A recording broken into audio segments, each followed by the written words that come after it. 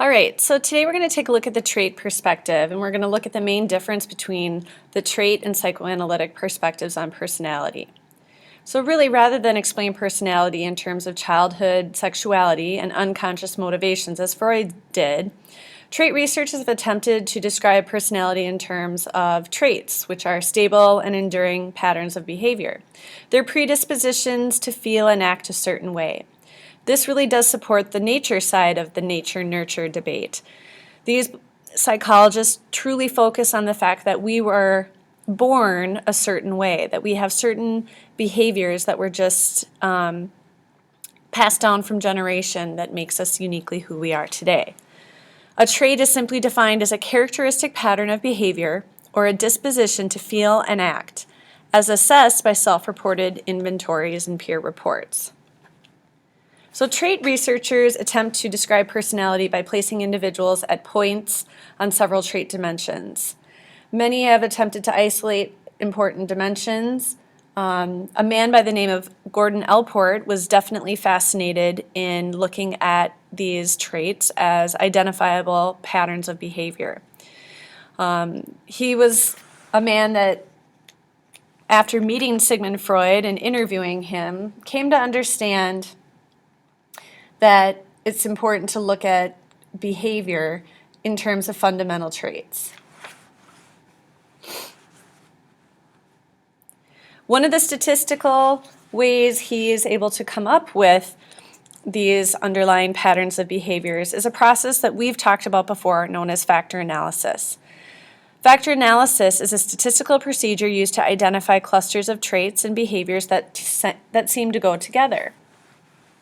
So this procedure we learned about in Chapter 11, used to identify intelligence items, such as on an intelligence test, now can be used to look at patterns of behavior. One of the other famous trait theorists is a man by the name of Hans Eysenck and his wife Sybil. And they believed that we genetically are born with 4 different variations of behaviors. We've talked about what it means to be introverted and extroverted, as you can see on this dimension. And another way they looked at it is in terms of your emotional stability, I guess you could say, looking at stability or instability. And you may find when you look at this chart that's taken right from the book that you fall in some of these different dimensions. So you might be an extrovert that's very sociable, outgoing, but is also a little unstable when it comes to their mood. You might be a little impulsive, a little aggressive. We know people like that. You also might find that you're an extrovert that's more stable. You're very outgoing and responsible, but you're also very calm and even-tempered.